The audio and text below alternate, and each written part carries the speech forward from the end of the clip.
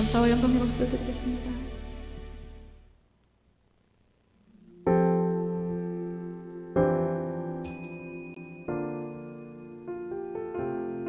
예배는 주님과 만나는 시간입니다. 예배를 드리기 전에 기도로 주님을 만날 준비를 하겠습니다. 일주일 동안 감사한 일을 주님께 표현해 보시기 바랍니다.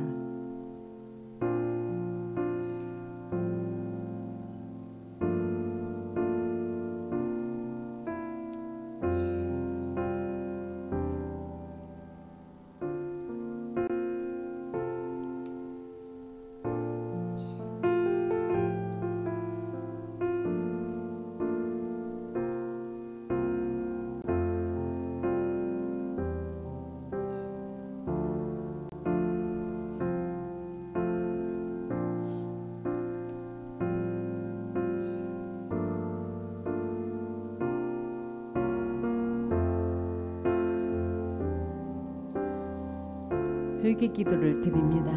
주님, 제가 무엇을 회개해야 할까요? 라고 여쭤보시고 성령님께 저의 죄를 깨닫게 해달라고 잠시 기도합니다.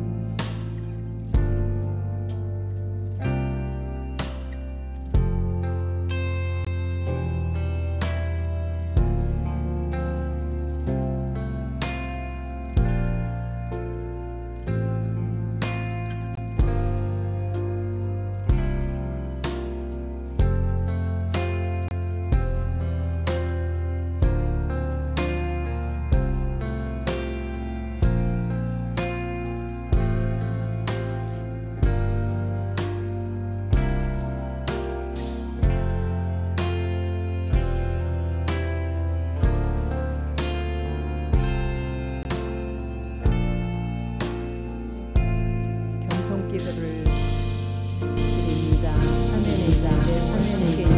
함께 기도합니다. 주님, 제가 아무 능력이 없습니다. 주님의 돕지 않으시면 제가 아무것도 할 수 없사오니 이 시간에 저를 불쌍히 여겨 주시옵소서. 이 시간에 저와 함께 하시고 이 시간에 저의 기도를 인도하여 주시옵소서. 이 시간에 제 생각을 내려놓습니다. 저의 교만과 고집을 내려놓습니다. 버립니다. 성령님께서 이 시간에 인도하시고 함께하여 주시옵소서. 대적 기도를 합니다. 예수 이름을 명하노니 이 시간에 예배에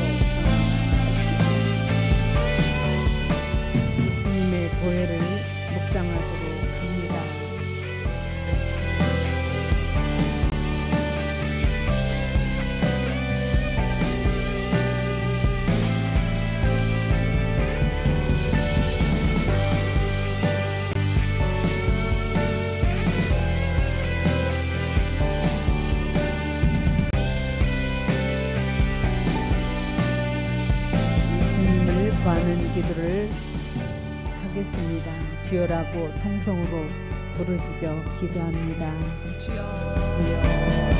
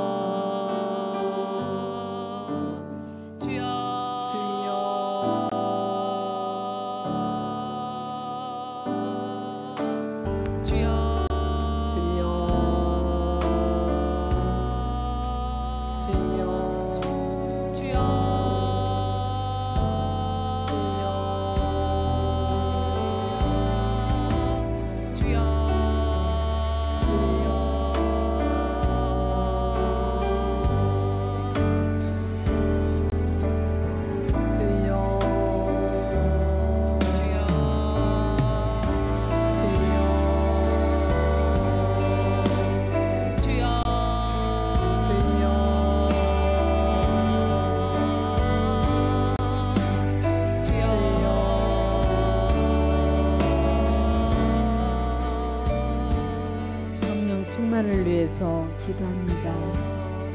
성령여 임하소서.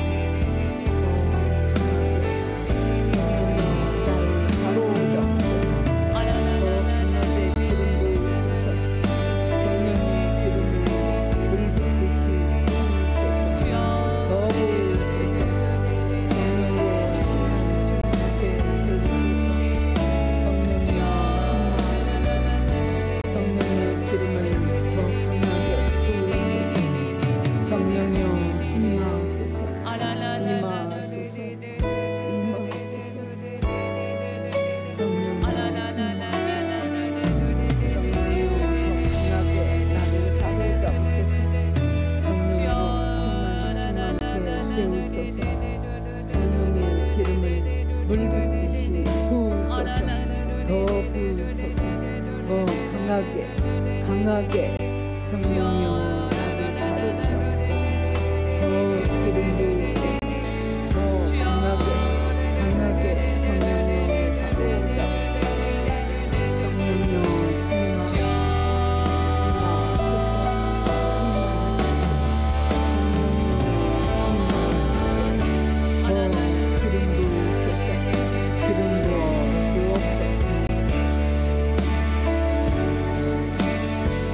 예배를 위해서 기도합니다. 예배에 집중하게 해달라고, 하나님의 음성을 듣게 해달라고 통성으로 부르짖어 기도합니다. 주님 만나기를 원합니다. 주님 빈 마음으로 주님 전에 나왔사오니 주님 만나기를 원합니다. 사망의 심령요 주님의 주님 만나기를 원합니다. 주님의 생명의 음성을 듣게 하여 주옵소서. 주님 함께하여 주옵소서. 예수 이름으로 기도합니다. 아멘. 찬양 드리겠습니다.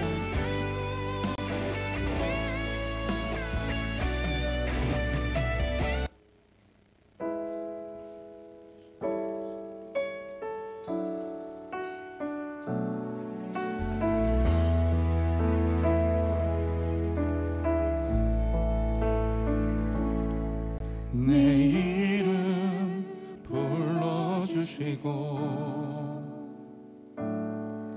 내 삶의 주인 되시는 내 맘의 노래 되시는 그는 크신 나의 예수님. 내 이름 불러주시고 내 삶의 주인 되시는 내 맘의 노래 되시는 그는 크신 나의 예수님.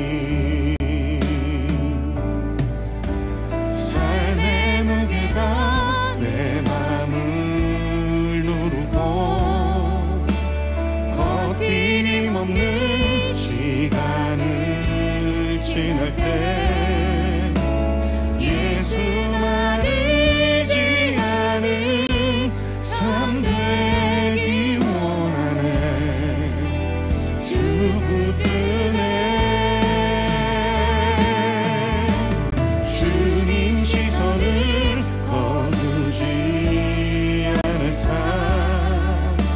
주의 은혜로 감당케 하시네.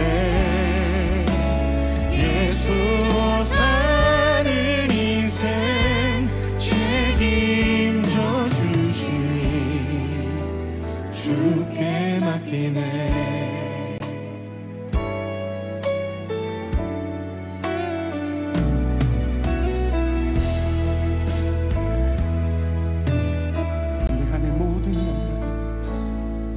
내 안에 모든 염려는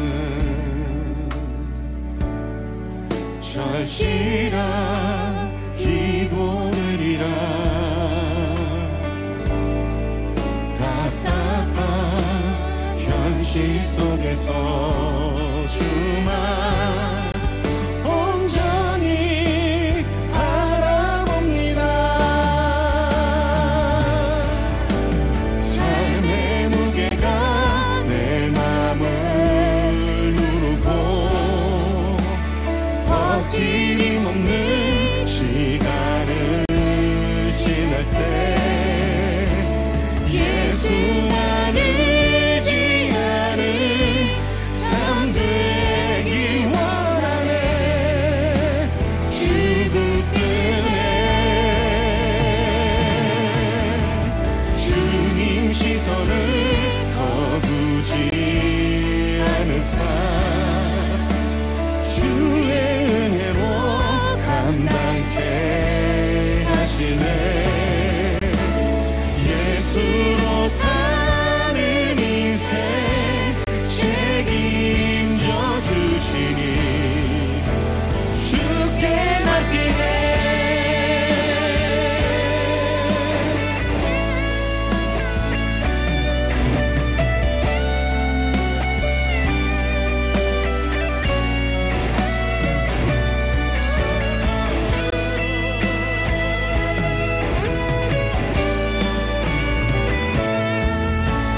삶의 무게가 내 맘을 누르고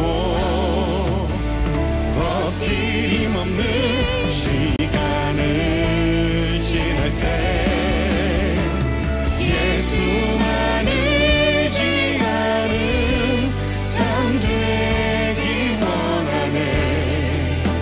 주 붙드네.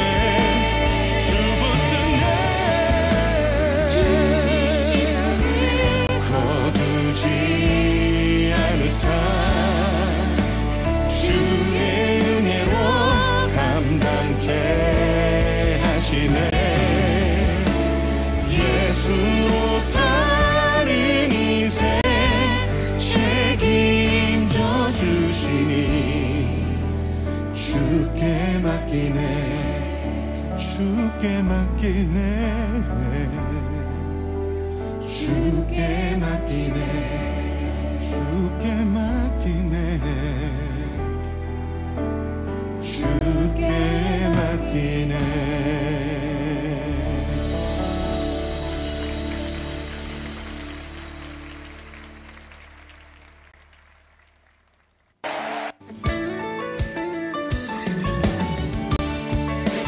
이 시간 우리를 부르신 주님의 이름을 의지하며 주의 은혜 가운데 함께 나아가길 원합니다. 우리 하나님께 영광의 박수를 드립시다. 주의 이름 안에서 주의 성소로 가네. 영광스러운 이곳에 우리 기쁘게 왔네. 거룩한 보좌 앞에서 따뜻함을 느끼네. 우리 마음 경배하며 찬양의 제사 드리네. 아멘. 찬양의 제사 드리며 성소로 들어갑니다. 찬양의 제사 드리며 성소로 들어갑니다. 우리 모두 주님께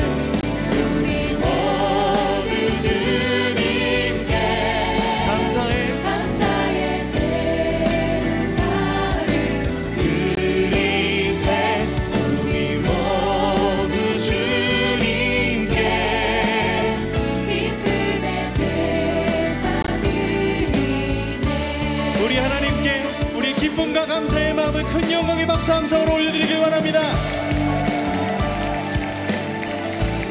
주의 말씀 주시고 주의 말씀 주시고 우리 감사드리네. 주의 날개 그늘 우리 피난처 되네.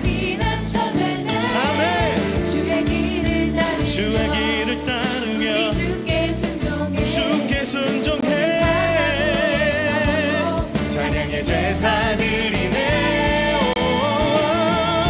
찬양의 제사 드리며 성소로 들어갑니다.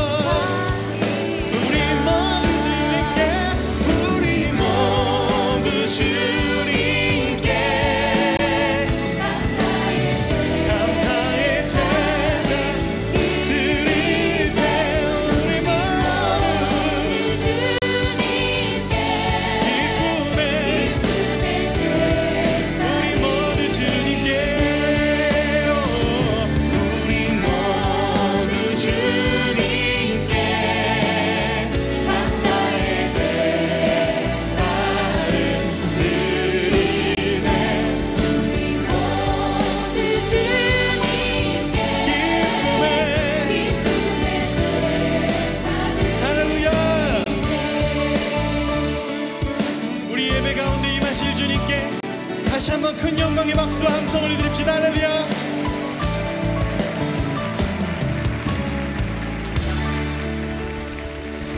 할렐루야. 주님 우리 가운데 찬양받기 합당하십니다.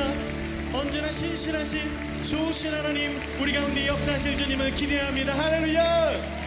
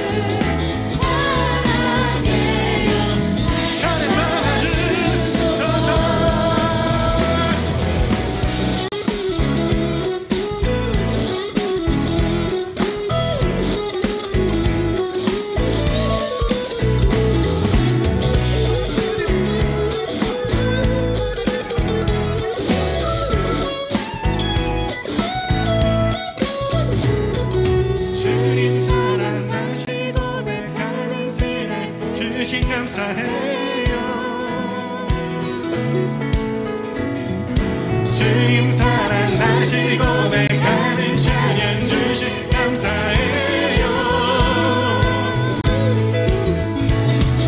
주님 사랑 다시 고백하는 사랑 주신 감사해요. 주님 사랑 다시 고백하는 찬양 주신 감사해요. 주 사랑해요.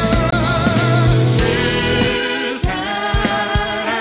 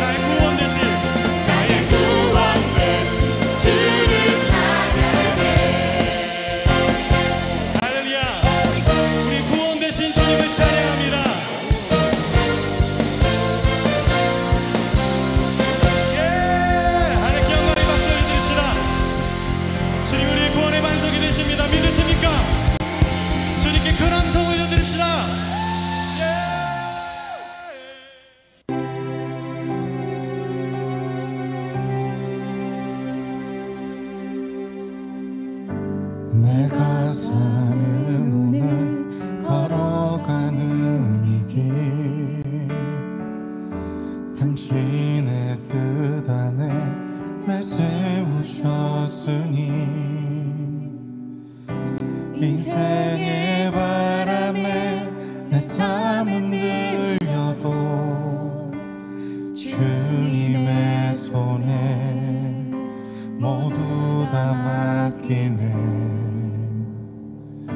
힘겨운 시간을 견딜 수 있는 것 주의 은혜로만 설명할 수 있네. 이전에 보이신 신실하신 은혜 여전히 내 삶을 주의 은혜로 살게 하시네. 작은 나를 통하여 크신 주 일하시네. 하늘 아래 인생 주관하시네. 위기 앞에 내 눈은 선명히 주를 보니 완전하신 사랑 그 안에 나 거하네.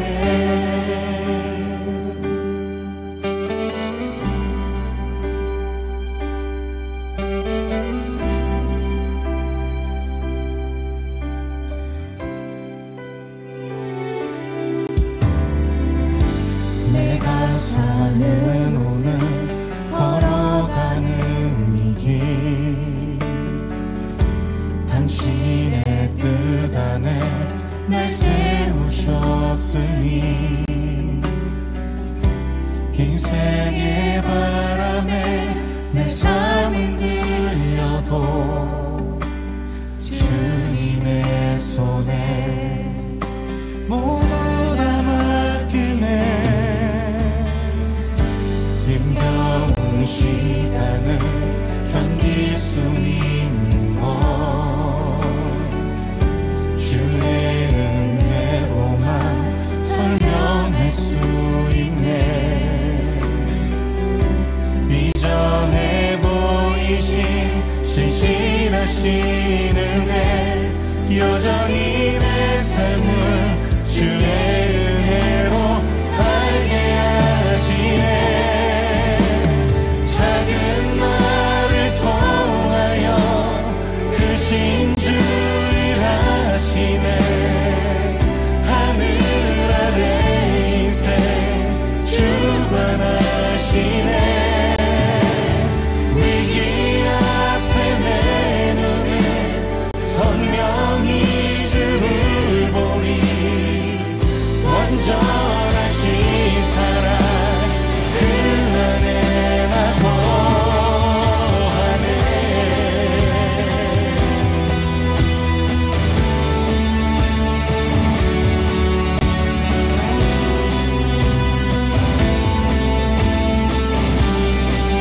완전한 사랑으로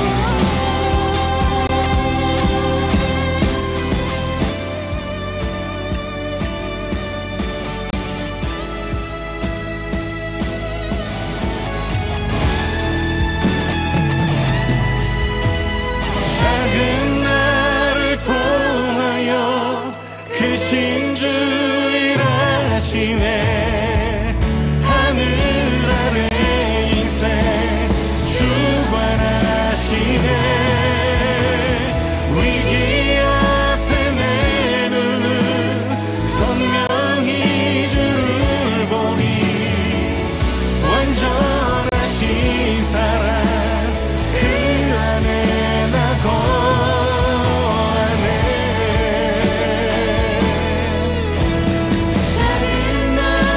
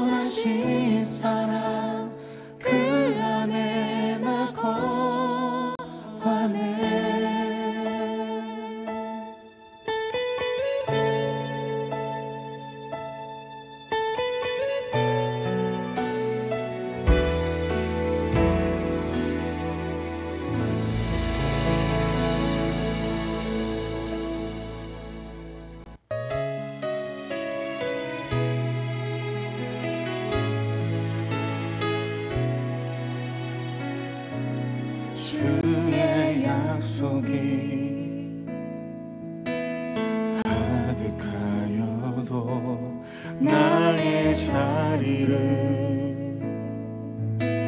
힘써 지키리 주의 마음에 합한 자 되어 그 길 기꺼이 나 걷게 하소서. 주의 계획을 성실하시니 나의 고백을 온전케 하네. 주의 나라가 세워지길 바라며 모든 것 기꺼이 주께 드리네. 내 맘 아시는 주님 힘겹게 지워낸 바램들 다 내려놓고 주의 위로 전하며 그 신실하신 바라보리. 주와 많은 자들이 주님의 일하신 비추는 그 통로 되어 주의 나라 위하여 내 소망 넘어 주 뜻 이루소서.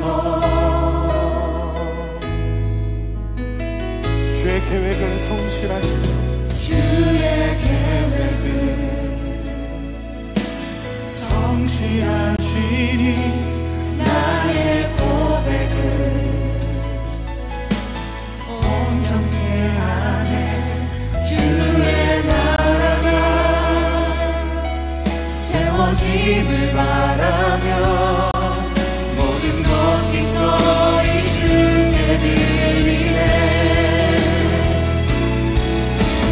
내 맘 아시는 주님 힘겹게 미워낸 바램들 다 내려놓고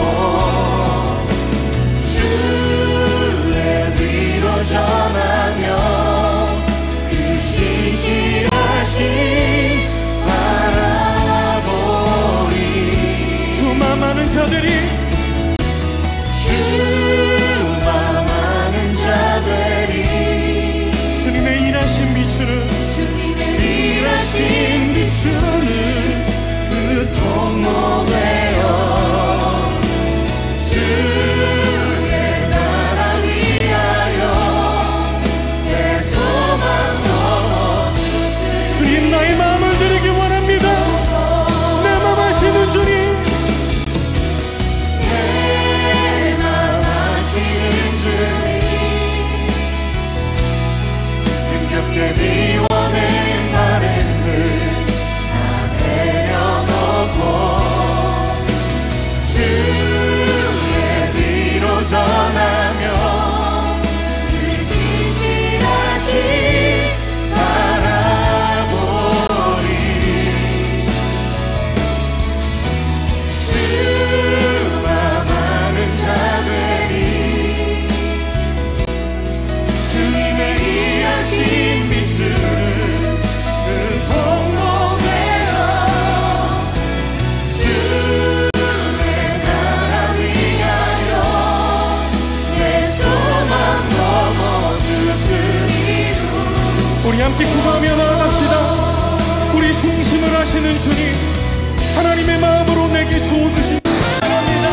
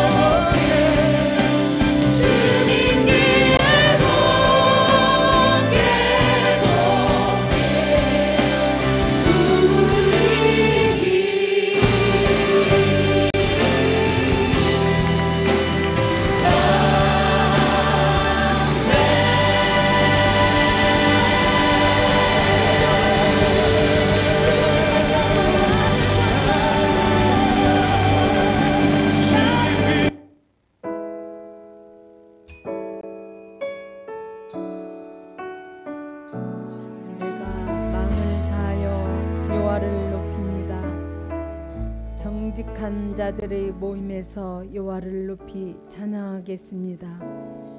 여호와께서 행하신 일들을 위대합니다.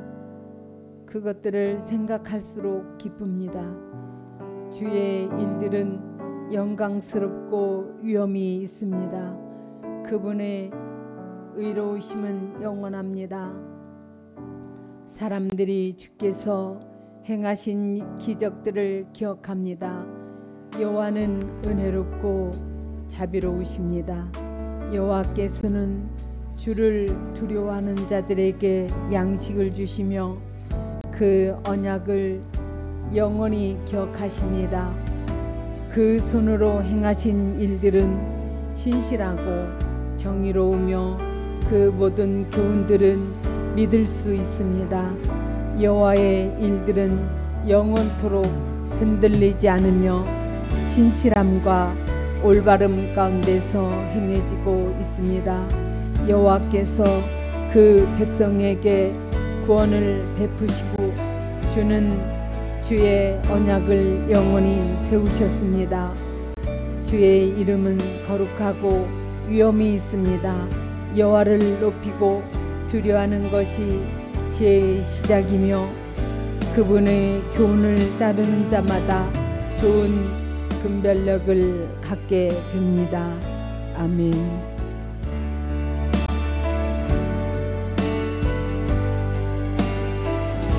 다 함께 사도신경으로 신앙을 고백합니다. 나는 전능하신 아버지 하나님 선지의 창조주를 믿습니다.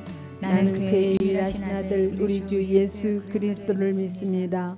그는 성령으로 잉태되어 동정녀 마리아에게서 나시고 본디오 빌라도에게 고난을 받아 십자가에 못 박혀 죽으시고 장사된 지 사흘 만에 죽은 자 가운데서 다시 살아나셨으며 하늘에 오르셔 전능하신 아버지 하나님 우편에 앉아 계시다가 거기로부터 살아있는 자와 죽은 자를 심판하러 오십니다.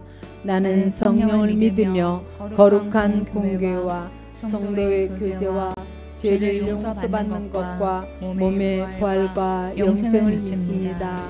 아멘. 찬송가 413장 내 평생에 가는 길을 찬양 드리겠습니다.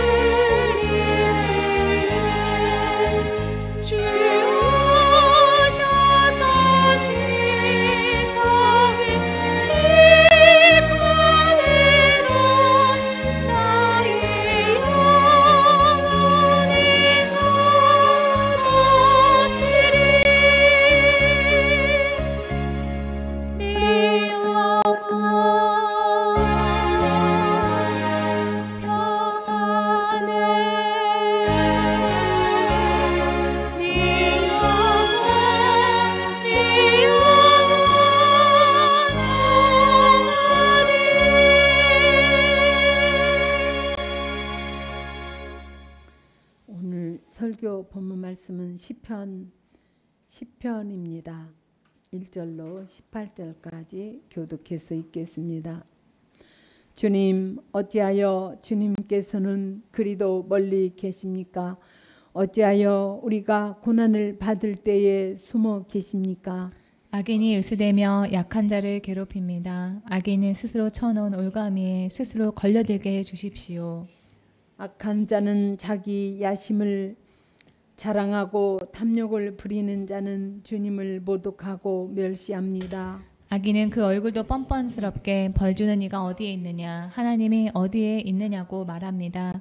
그들의 생각이란 늘 이러합니다. 그런데도 악인이 하는 일은 언제나 잘되고 주님은 심판은 너무 멀어서 그들에게 보이지 않으니 악인은 오히려 그의 대적을 보고 고웃음만 칩니다. 그는 마음속으로 내가 망하는가 두고 봐라. 나에게는 언제라도 불행과 저주란 없다 하고 말합니다. 그들의 입은 기만과 폭언으로 가득 차 있고 그들의 혀 밑에는 욕설과 악담이 가득합니다. 그들은 으슥한 길목에 숨어 있다가 은밀한 곳에서 순진한 사람을 쳐 죽입니다.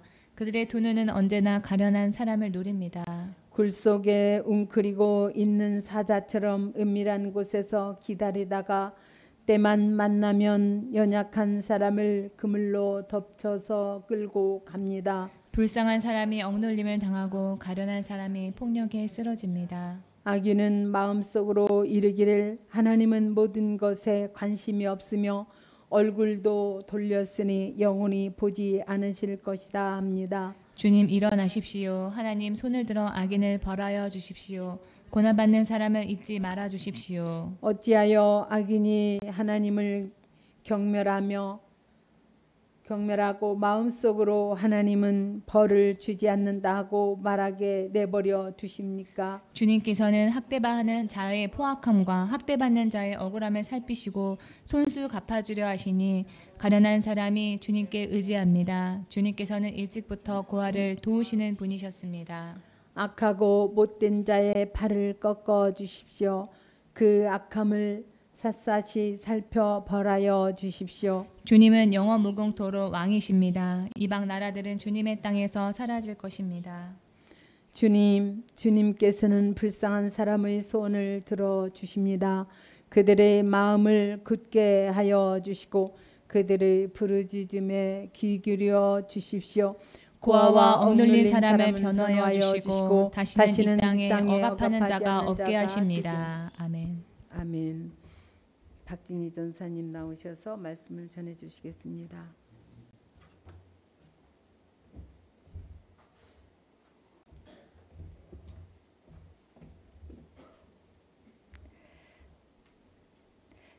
네, 오늘 본문 시편, 이 시편은요 다윗의 시로 세 부분으로 나눌 수가 있습니다. 첫 번째는 1절에서 2절까지 하나님이 이 무관심하심에 대한 그런 탄식이고 3절에서 13절까지는 하나님을 의식하지 않은 악인에 대한 탄식입니다. 그러나 이제 14절부터 반전이 일어나는데요. 88절까지 기도 중에 하나님의 일하심을 보면서 이 다윗이 시를 끝맺고 있습니다. 저는 이러한 이 시편의 구조를 생각을 해보면은 소망이 생깁니다. 이 시편의 저자들이 탄식으로 시를 시작했지만은 끝에서는 기도하고 또 난 다음에 이 하나님의 일하심을 찬양했던 것처럼 이 시편의 이러한 구성은 우리의 인생살이 또한 처음에는 힘들지 모르지만 그렇게 하나님을 찬양하게 될 거다. 그렇게 찬양하는 삶으로 끝나게 될 거다라고 하는 그런 소망을 우리에게 줍니다. 그러나 이 하나님에 대한 믿음이 없는 사람에게 세상은 온통 모순과 왜곡, 불의와 억울함이 가득한 것처럼 그렇게 보입니다. 그래서 오늘 본문의 저자도 1절에서 하나님에게 이렇게 묻습니다. 자꾸 벌레가 저를 사랑하네요. 네, 1절입니다. 여호와여 어찌하여 멀리 서시며 어찌하여 환난 때에 숨으시나이까. 이 1절에서만 어찌하여라고 하는 이 말이 두 번이나 반복됩니다. 우리도 살다 보면은 하나님이 없는 것만 같은 그런 상황을 보게 되고 하나님이 하시는 일이 이해가 되지 않아서 도대체 왜 그러시는 거냐고 하나님께 따져 묻고 싶은 그러한 순간이 있습니다. 이 본문에 멀리 서시면은 거리를 두고 계신다라고 하는 뜻으로 하나님께서 지금 방관자가 되어서 보고만 있다라고 하는 원망입니다. 나는 이렇게 괴로운데 사람들이 극심한 그런 고통 가운데 있는데 하나님은 그저 보고 있는 것만 같이 그렇게 느껴질 때가 있습니다. 또 본문에 이 환난 때에 숨으시나이까는 하나님께서 침묵하시면서 나나 이 세상의 위급한 사정을 전혀 돌보고 있지 않는 것만 같은 그런 상황에 대한 원망입니다. 저는 제 삶에서 문제나 삶에 어떤 막힘이 있거나 아니면은 내 뜻대로 일이 되지 않을 때 내가 죄가 많으니까 내가 부족하니까 이런 일이 있지 하는 생각을 하곤 했습니다. 그런데 오늘 본문의 저자는 바로 다윗입니다.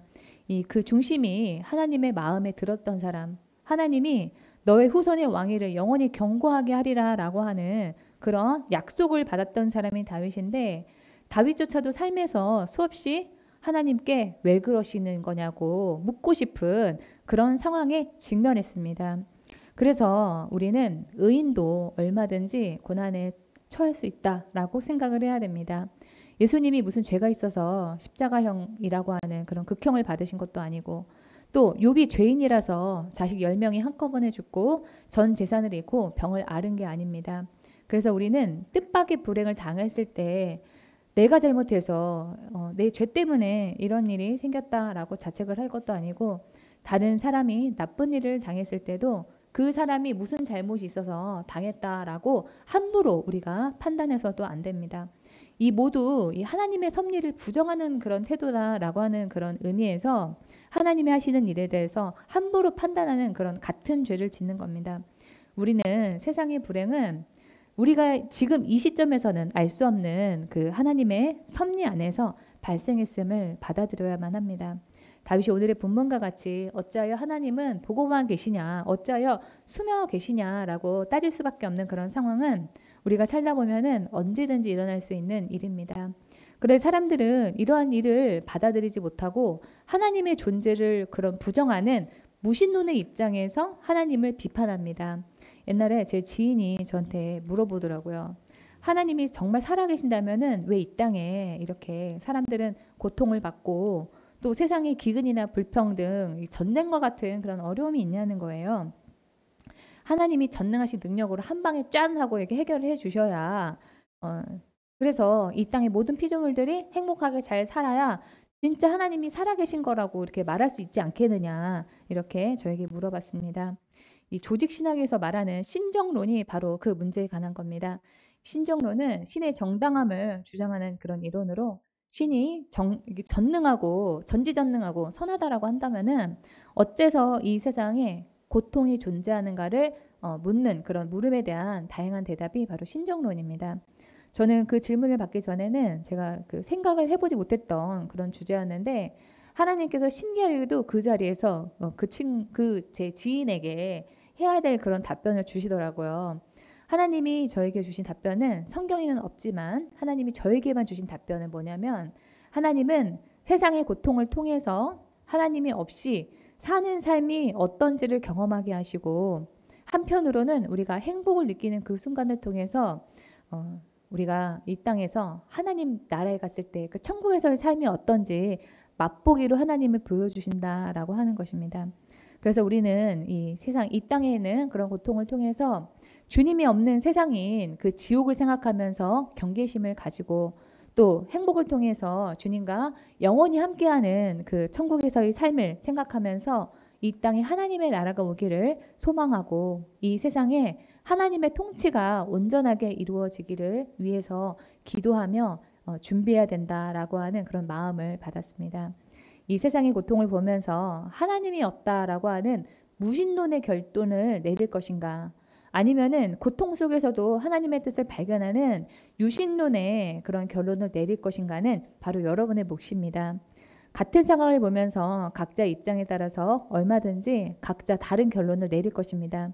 그러나 그 생각과 행동에 대해서는 하나님이 우리에게 책임을 지도록 그렇게 우리를 만드셨기 때문에 거기에 대한 책임은 우리가 져야 됩니다. 2절 보겠습니다. 악한 자가 교만하여 가련한 자를 심히 압박하오니 그들이 자기가 베푼 꾀에 빠지게 하소서. 여기에서 압박하다로 번역된 이 히브리어 달라크는 불타다, 불태우다 이런 뜻이 있습니다. 이 불로 태운다고 할 정도로 압박하다. 여러분 이 단어에서 뭔가 좀 느껴지지 않으세요? 여러분들이 뉴스에서 많이 들어본 말 중에 하나입니다. 간호업계의 그 은어 중에서 태움이라고 하는 단어가 있습니다. 자기 아래의 사람을 영원히 재가 될 때까지 태운다, 이런 뜻으로 병원 등의 의료기관에서 근무하는 간호사들 사이에서 직급 등의 서열에 따라서 상급자가 하급자를 상대로 직장 내 괴롭힘을 할 때 사용하는 그 은어가 바로 태움이에요. 다윗의 시대에도 불로 태운 듯이 괴롭히는, 다른 사람을 괴롭히는 그런 일이 있었나 봅니다. 다윗의 시대뿐만 아니라 미국이나 유럽에는 인종 차별이 있고, 일본에는 이지메가 있고, 우리나라에는 왕따 문화가 있습니다. 시대나 사회를 불문하고 이런 괴롭힘이 있는 것은 그만큼 사람이 악하다는 그 인간의 죄성에 대해서 말해줍니다. 그런데 우리가 성경 안에 나오는 그런 악인처럼 다른 사람을 의도적으로 괴롭히지는 않다라고 할지라도 우리 안에는 이러한 악인의 모습은 없을까요? 저는 오늘 이 본문을 보면서 내 안에도 이런 악인의 모습이 있다, 이런 생각을 하면서 오늘 설교를 준비했습니다. 다윗은 3절에서 악인은 그의 마음의 욕심을 자랑하며 탐욕을 부리는 자는 여호와를 배반하여 멸시하나이다. 여기서 이 자랑하다, 자랑으로 번역된 이 히브리어 할랄은 찬양하다라고 하는 그런 동사입니다. 근데 그러니까 자랑하다는 외에도 이 할랄이라고 하는 단어에는 찬양하다라고 하는 그런 뜻이 있다는 거예요. 이 할랄이라고 하는 동사에다가 야훼의 축약형인 야를 붙이면은 여러분들이 다 잘 아시는 단어 할렐루야가 됩니다.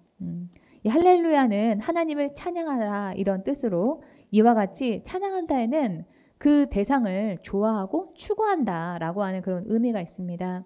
우리는 교회 다니면서도 온갖 세상의 것으로 이 머릿속이 가득 차 있고 또 그것을 우선시하면서 그것을 위해서 살고 있지 않습니까?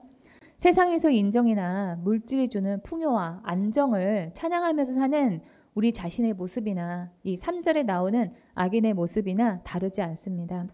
악인이 욕심을 추구하면서 찬양하며 자랑한다면 그리스도인인 우리는 누구를 찬양하고 자랑해야 될까요? 바로 예수님이겠죠. 그런 점에서 내가 어떤 것을 추구하고 찬양했는가는 우리가 일주일을 살면서 내 입에서 어떤 말이 많이 나왔는가를 생각을 해보면은 답이 나옵니다. 이 3절에서 우리 욕심을 부리는 자라고 하면은요, 우리는 나는 그렇게 욕심이 많지가 않은데 라고 생각을 하실 것 같습니다. 제가 그랬습니다. 저는 욕심하고 거리가 멀다고 생각을 하고 나같이 소박한 사람이 있으면 나와봐, 좀 이런 게 있었거든요. 그런데 이 성경적으로 탐욕을 부리는 자의 의미는요, 분수에 지나치는 그런 욕심을 가지고 있는 그런 사람을 뜻하는 게 아니라 공동체의 이익보다는 개인적인 이익만을 얻으려고 하는 그런 사람이 성경적으로 탐욕이 가득한 그런 사람입니다.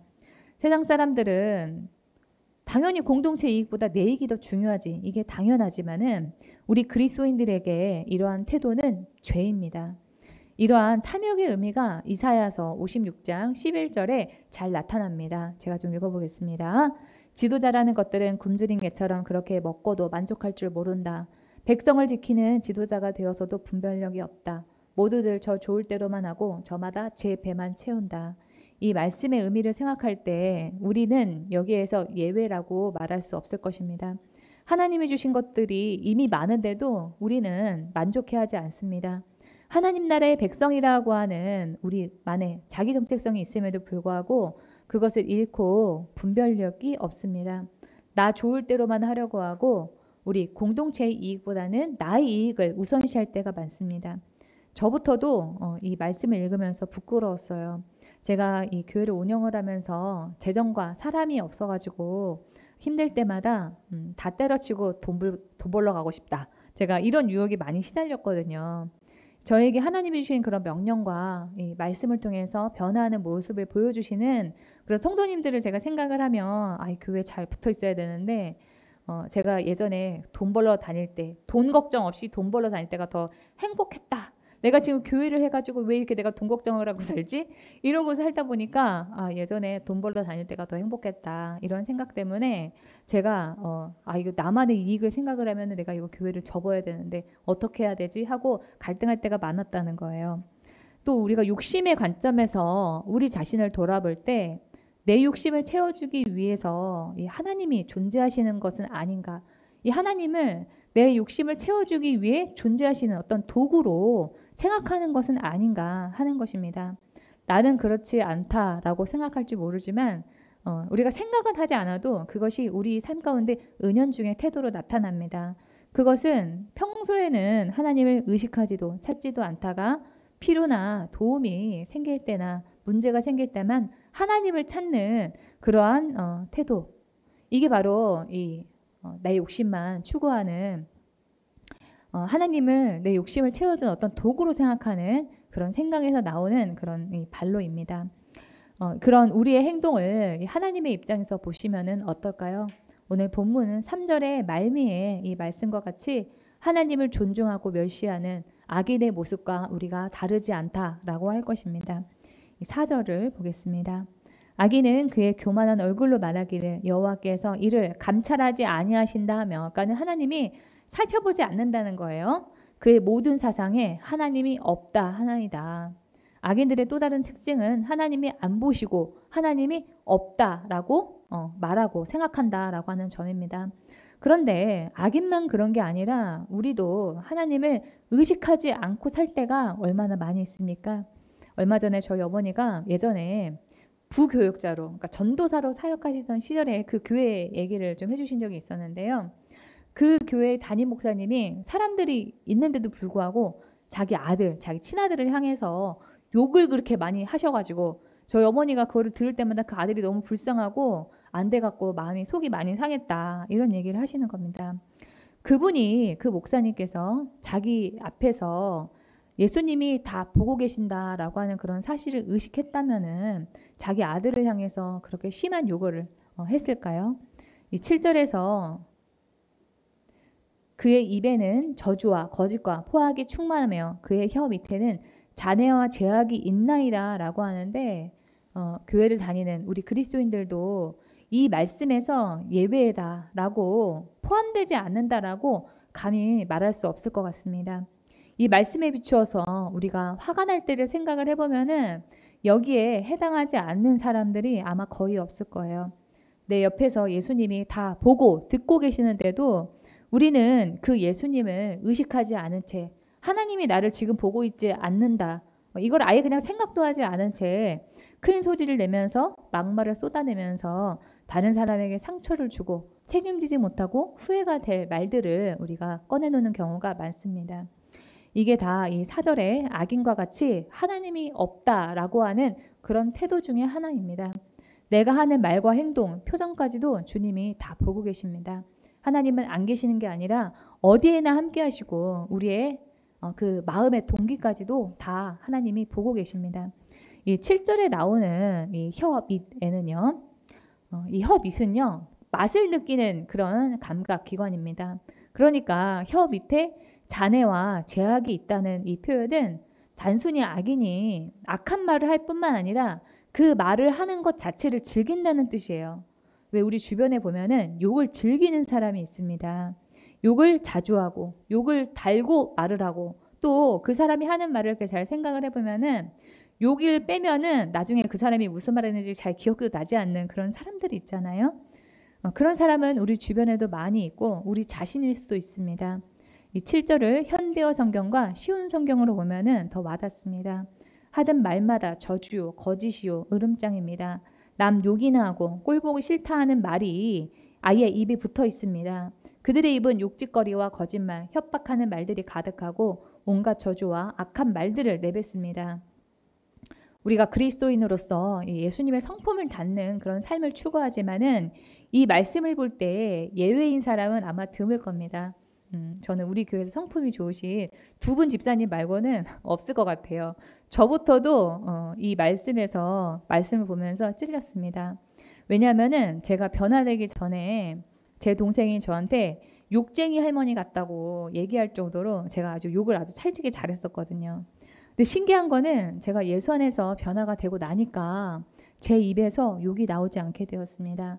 제가 어릴 때부터 교회를 다녔지만은 욕을 잘했는데 예수님을 만나고 난 다음에 겪은 큰 변화 중에 하나는 제 입에서 거친 말이 줄어들고 욕을 안 하게 된 그런 점입니다. 저만 그런 게 아니라 제 강의를 듣는 분들 중에서 많은 분들이 그런 말씀을 하세요. 우리 교회에서 강의를 분들에게서 들은 그런 분들에게 제가 자주 듣는 말씀이 뭐냐면은 강의를 듣기 이전보다 강의를 듣고 난 다음에는 화를 덜 내게 됐다. 또 모태신앙인데도 끊어지지 않았던 그 욕이 한 달 만에 끊어졌다. 이런 얘기를 하신다는 거예요. 예수님께서 마태복음 12장에서 독사의 자식들아 너희는 악하니 어떻게 선한 말을 할 수 있느냐. 이는 마음에 가득한 것을 입으로 말함이라. 선한 사람은 그 쌓은 선에서 선한 것을 내고 악한 사람은 그 쌓은 악에서 악한 것을 내느니라 라고 말씀하셨습니다. 이전에 악한 생각과 마음을 가지고 있으니까 악한 말이 나왔던 건데 우리 교회에 오셔가지고 기도하고 성경을 묵상하면서 선한 것을 쌓아가다 보니까 자연스럽게 화도 덜 내게 되고 욕도 하지 않게 된 겁니다. 기도와 묵상으로 우리가 마음 관리를 하다 보면은 바울이 에베소서 4장에서 얘기한 무릇 더러운 말을 너희 입 밖에도 내지 말고 오직 덕을 세우는 데 소용되는 대로 선한 말을 하여 듣는 자들에게 은혜를 끼치게 하라. 이 말씀이 저절로 실천이 됩니다. 억지로 고치려고 하면서 입을 틀어 막을 게 아니라 기도하고 묵상하면서 내 마음에 무엇이 있는지를 주님의 눈으로 돌아보고 또 주님의 마음을 가지려고 하다 보면은 우리 입에서 자연스럽게 선한 말이 나오게 됩니다. 근데 제가 예전에 불과 한 1년 전이었던 것 같아요. 듣고 깜짝 놀랐던 그런 말이 있습니다. 저희 어머니 지인 중에서 이 거친 말을 서슴없이 하시는 그런 분이 인도하는 그런 강화문 집회에 다니시는 분이 있었어요. 그래서 그분에게 저희 어머니가 거기 왜 가시냐. 그 사람이 말을 거칠게 하는 것만 봐도 그 사람이 어떤 사람인지 모르겠냐. 이렇게 얘기를 하신 거예요. 그랬더니 이분이 저희 어머니한테 아니 나란 일 하다 보면 그럴 수도 있지. 이렇게 얘기를 했다는 거예요. 네, 여러분 아닙니다. 하나님을 믿는 사람이 거친 말을 한다면은 그 사람이 진짜 하나님에게 속한 사람이 맞는지 그거를 의심해 봐야 됩니다.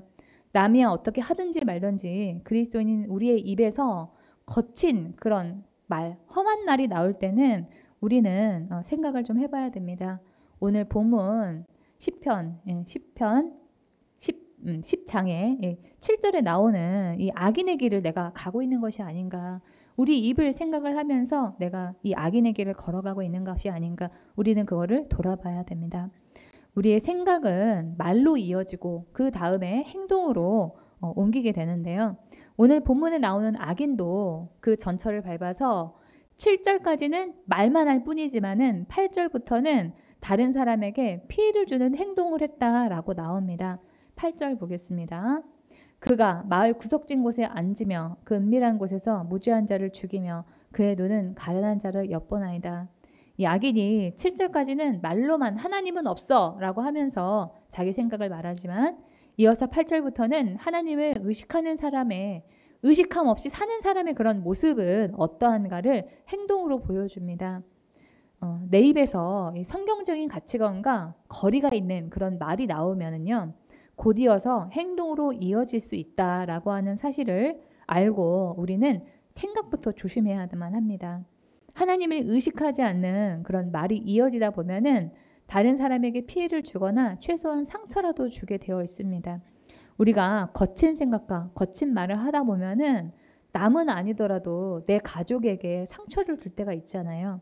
그래서 우리는 생각부터 관리를 하면서 거기에서 딱 멈추는 그런 절제심을 길러야 됩니다. 그러면 그거를 우리가 어떻게 기를까요? 예수님을 의식하며 말과 행동을 하고 기도하고 성경을 묵상하면서 마음을 예수님과 같이 되도록 가꾸어 나가는 거 이거를 하시면 됩니다. 우리 좀 다 함께 다짐하는 의미에서 화면을 다 함께 읽어보겠습니다. 시작. 예수님을 의식하며 말과 행동을 하고 기도하고 성경을 묵상하면서 마음을 예수님의 마음과 같이 되도록 가꾸어 나가자. 네. 그래서 저는 이 거친 말을 하시는 그런 분들을 보면은 이걸 안 하셨구나. 저는 그렇게 생각을 합니다. 이 13절까지는 악인들의 행태에 대한 그런 불만이 이어지지만 14절부터는 반전이 일어납니다. 다윗은 기도 중에서 하나님의 그 일하심을 보게 되고 하나님의 뜻을 알게 되었습니다. 14절 보겠습니다. 주께서는 보셨나이다. 주는 재앙과 원한을 감찰하시고 주의 손으로 갚으려 하시오니 외로운 자가 주를 의지하나이다. 주는 벌써부터 고아를, 그러니까 사회에서 가장 약한 자들을 도우시는 이신이다 라고 말합니다. 다윗이 기도하기 전에는 악인과 그런 사람들이 세상의 주인인 것처럼, 세상의 전부인 것처럼 그렇게 보였는데, 기도하면서 하나님의 눈으로 세상을 보니까 아니더라는 겁니다. 주님이 눈을 감고만 계시는 것이 아니라 눈을 뜨고 다 보고 계실 뿐만 아니라 약한 그런 사람들을, 사회적인 약자들을 돕고 계시더라라고 하는 거예요. 14절에서 주의 손으로 갚으려 하시오니는 히브리어로 직역하면 당신의 손 안에 놓여져 있다라고 하는 뜻입니다. 그러니까는 주님 손바닥 안에 있다는 거예요. 인간사의 모든 주도권이 그 하나님께 있음을 다윗은 말하고 있습니다. 기도해 보니까 내 생각과 하나님의 생각이 다름을 다윗은 발견했습니다. 그래서 우리는 하나님이 하시는 그 일이 이해가 되지 않을 때, 이해할 수 없을 때 하나님께 등을 돌리기보다는 하나님께 더 가까이 가려고 해야만 합니다. 그게 구체적으로 뭘 해야 된다는 거죠? 기도하고 묵상을 하면서 하나님의 눈으로 우리 앞에 주어진 그 상황을 보려고 하는 겁니다. 내 생각과 다른 문제나 상황에 직면했을 때 우리는 어째서 이런 일이 있냐고 하나님을 원망하기가 쉽지, 하나님을 만나서 하나님의 뜻을 알고 하나님의 도우심을 구하려고 하지 않기 때문에 하나님에게서 더 멀어지게 됩니다. 그러나 우리는 하나님이 하시는 일이 이해가 되지 않을 때일수록 더 기도의 자리, 더 묵상의 자리로 나가서 하나님과 씨름을 하셔야만 합니다. 저는 이 2살 때 아버지를 사고로 여의었습니다. 이 어머니가 아버지가 죽은 그 일을 두고 하나님이 살아계신다면은 왜 나에게서 애들 아빠를 데려고 가냐 하면서 교회를 떠나고 이후 불신자로 사셨어요. 아버지 사고 이후에 어머니는 생계의 그 문제 때문에 힘들고 또 이제 갓 태어난 그 동생을 먼저 돌보느라 저는 1살 이후로 제대로 된 돌봄을 받지 못했습니다. 그래서 분리불안이 생겼고 성인이 되고 난 다음에도 이 결핍과 거절감, 그런 어떤 그 유기당한 그런 마음의 상처로 제가 괴로웠습니다. 이 아버지의 죽음은 제 인생 최초의 시련이자 이후에 일어나는 모든 그런 고통의 원인이 되었습니다. 그런데 제가 기도하면서 하나님의 음성을 들을 줄 알게 된 다음에 주님께 첫 번째로 물어본 질문이 바로 그 아버지에 대한 죽음이었습니다. 그런데 그 하나님의 음성을 제가 들으면서 그 아버지 죽음에 대한 의문이 사라지고 아버지의 죽음을 그냥 있는 그대로 받아들이게 되었습니다. 제 인생의 고통의 출발점인 그 아버지의 죽음에 대해서 제가 주님께 왜 나에게 그런 어려움을 허락하셨냐 제가 이렇게 여쭤봤더니 주님께서는 저와 엄마를 사역자의 길로 인도하기 위해서 어쩔 수 없는 선택이었다 이렇게 말씀해 주시는 거예요. 그러면서 동시에 그 아버지가 안 계신 일로 인해서 제가 얻게 된 그런 유익들에 대해서 저에게 말씀해 주셨습니다. 저희 아버지가 생전에 형제들 중에서 가장 똑똑하고 꼼꼼하고 잘난 그런 사람이었다는 거예요. 우리 삼촌의 말에 의하면. 근데 그런 아버지가 만약에 살아 있었다면은 저는 그런 아버지를 의지하니라 주님을 지금처럼 그렇게 의지하지 않았을 것입니다. 또 아버지가 없는 그런 결핍의 상황을 제가 극복을 하다 보니까 뭐든지 스스로 열심히 하는 그런 사람이 되었고 닥치면 뭐든지 하고 뭘 해도 중간 이상은 간다라고 하는 그런 자신감이 있고 어떤 일이든지 두렵지 않게 되었습니다.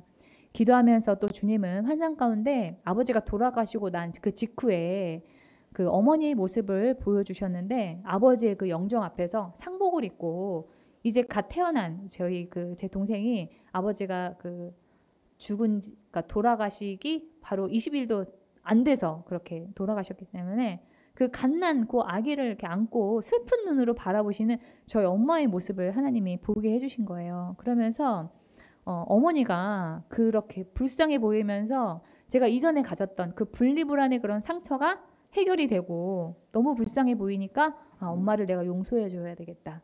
나를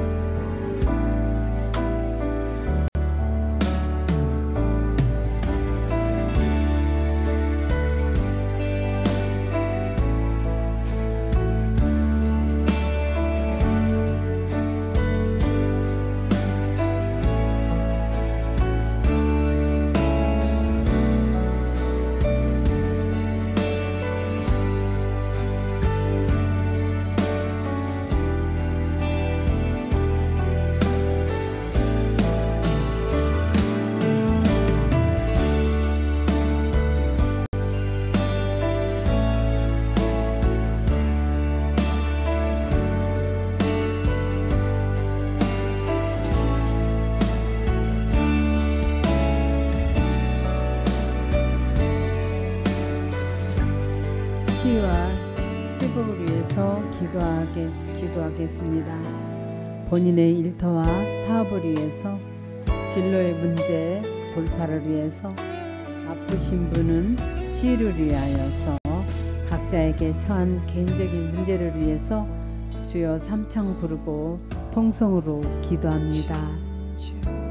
주여, 주여, 주여.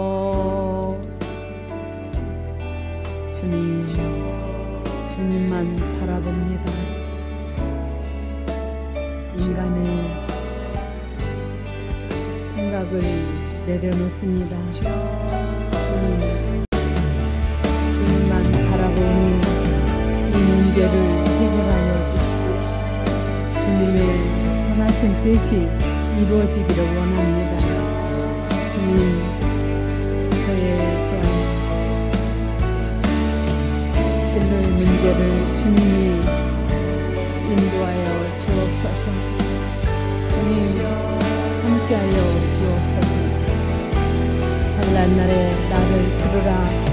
내가 너를 건드리니 내가 나를 영화롭게 하리라. 주님 약속하시지 않았나이까. 이 문제를 통하여서 주님의 선하신 뜻이 이루어지기를 원하오니 주님 함께하여 주옵소서. 어떠한 문제가 있다 할지라도 주님 해결하지 못하는 문제는 없습니다. 주님 안에서 승리하게 하여 주옵소서. 수고하고 무거운 짐을 주님 발 앞에 내려놓사오니 주님 하나하나 해결하여 주시고 선하게 풀어 주시옵소서. 주님, 자녀들의 문제 또한 어떠한 문제가 있다 할지라도 주님이 풀어 주시옵소서. 해결하여 주옵소서. 나는 치료하는 여호와라. 주님 약속하시지 않았나이까. 치료하시고 회복시켜 주옵소서. 예수 이름으로 기도합니다. 아멘. 질병이 있으신 분은 아픔 한부에 믿음으로 손을 얹고 함께 기도하시고요. 지혜를 받기 원하시는 분은 머리에 손을 얹고 기도하시고, 가지고 온 문제나 또한 마음이 상하신 분은 가슴에 손을 얹고 함께 기도합니다. 주님은 기도하는 이에게 응답을 주시는 분이시기에 제가 고난당할 때마다 주님께 부르짖습니다. 예수님은 병들고 힘들어 당신께 온 어떤 사람에게도 등을 돌리신 일이 없습니다. 우리를 불쌍히 여기시고 우리 몸의 치유를 필요로 하는 모든 곳을 어루만져 주시고 치유의 경험을 하게 하여 주옵소서. 예수 이름으로 명한다. 질병은 제거될지어다. 예수 이름으로 명하노니 병을 일으키는 병만은 분리돼 떠나 갈지어다. 통증은 사라지고 염증은 줄어들고 없어질지어다. 예수 이름으로 명하노니 망가진 세포와 장기는 이 시간에 새롭게 회복될지어다. 주님의 보혈을 아픈 곳에 뿌리고 덮습니다. 주님의 손으로 직접 우리의 아픈 곳을 안수하여 주옵소서. 주님이 베푸시는 치유의 기적을 이 시간에 경험케 하여 주옵소서. 주님이 주시는 치유의 경험을 제 육체뿐만 아니라 저의 감정과 마음 안에서, 저의 삶과 관계 안에서 일어나기를 원합니다. 날마다 주 안에서 새롭게 되는 우리 되게 하여 주옵소서. 주님께서 저 높은 곳에서부터 다시 우리에게 영을 보내주시면 황무지는 기름진 땅이 되고 광야는 온갖 곡식을 풍성하게 내는 곡창지대가 될 것이다 하신 이사야서의 말씀대로 부유케 되는 하나님의 은혜를 경험케 하여 주옵소서. 모든 온전한 선물은 주님으로부터 오는 것임을 알게 하여 주옵소서. 우리가 주님의 말씀에 순종할 때 우리의 삶의 터전을 축복하시고 우리가 하는 일이 형통하게 역사하여 주옵소서. 우리의 사업과 하는 일과 가정을 주님의 사랑과 기쁨과 안식으로 채워 주옵소서. 예수 이름으로 감사하며 기도하옵나이다. 아멘. 오늘 광고는 없습니다. 찬송가 411장 내 맘속에를 찬양 드리면서 준비한 예물을 주님께 드리겠습니다.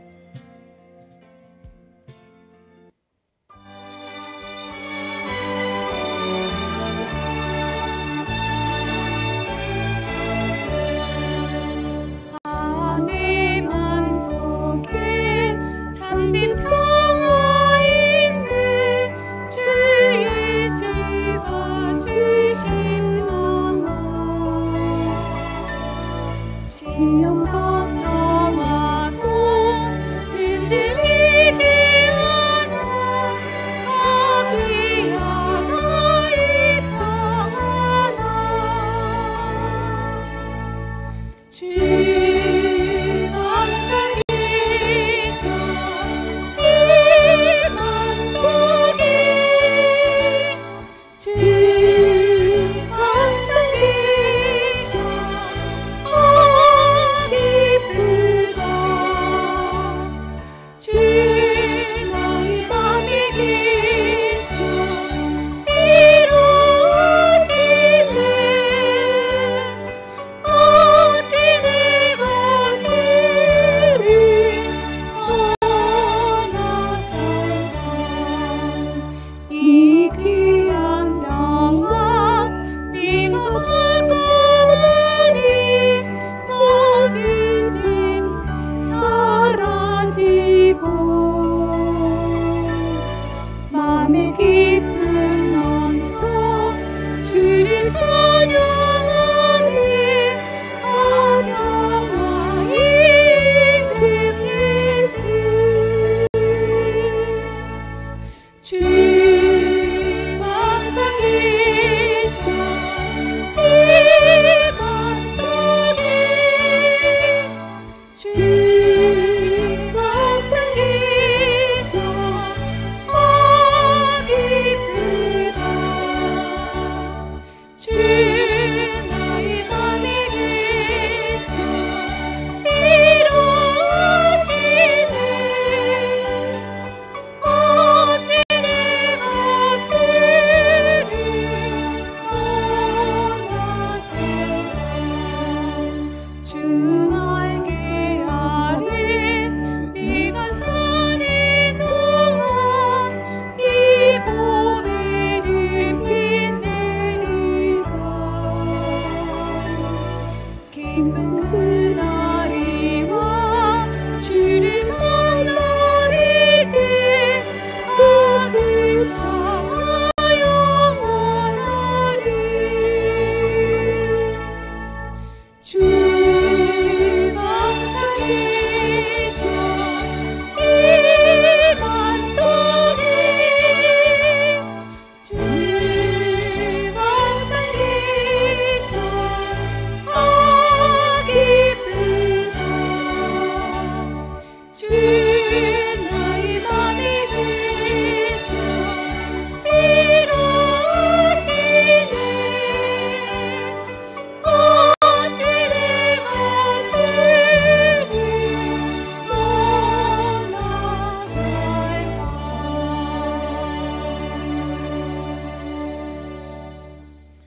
드린 예물 위해서 하나님께 기도합니다. 우리가 살면서 비록 힘들고 어려운 일들이 있더라도 하나님께서 하나님의 때에 정확하게 그 모든 어려움을 감찰하시고 모든 문제를 해결해 주실 것을 확신하게 하시고 하나님에 대한 신뢰를 끝까지 놓치지 않게 해 주시옵소서. 다 이해할 수 없는 어려움들이 닥친다 하더라도 그 과정을 통해서 더욱 하나님을 깊이 만나고 하나님의 은혜를 경험하는 우리 성도들이 다 되게 하여 주옵소서. 우리의 신앙은 어느 정도 단계에 도달한 후에 그것을 유지하는 것이 아니라 주님 앞에 설 때까지 끊임없이 노력하고 성숙한 신앙인이 되기 위해 분투하는 성화의 삶이 지속되어야 합니다. 우리의 생각과 입이 주님의 그것과 같아질 때까지 매일의 삶에서 기도와 묵상의 시간을 놓치지 않게 하여 주시고 우리 성도들이 주님이 주시는 은혜 가운데 기쁨으로 순간순간을 살아갈 수 있도록 인도하여 주옵소서. 주님 주신 은혜에 감사하여 10분의 1을 구별하여 드리고 주님의 일에 쓰여지도록 귀한 선교금과 또한 감사예물, 건축헌금을 감사예물과 주일헌물을 주님께 구별하여 드리오니 마음과 뜻과 정성을 다한 성도님들의 손길을 보시고 기억하여 주시옵소서. 마음을 다하여 드린 성도님들에게 복을 더하여 주시고 하나님의 전신 간섭하심과 도우심을 삶의 순간마다 경험케 하여 주옵소서.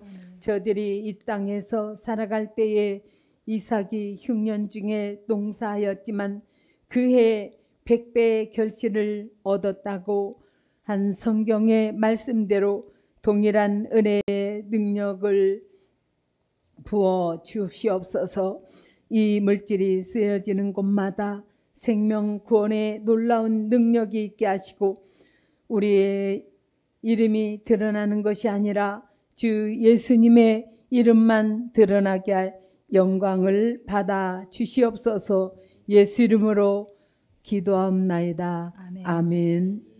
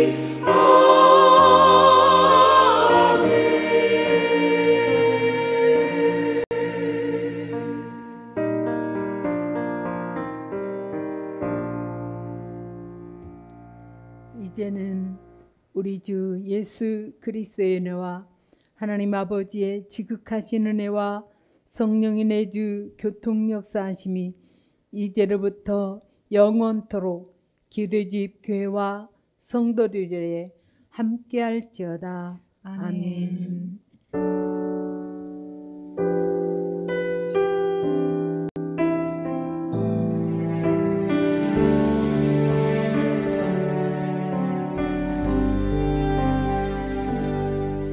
내 불러주시고 내 삶의 주인 되시는 내 마음의 노래 되시는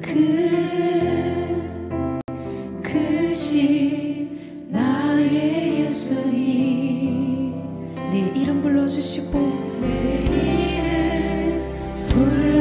불러주시고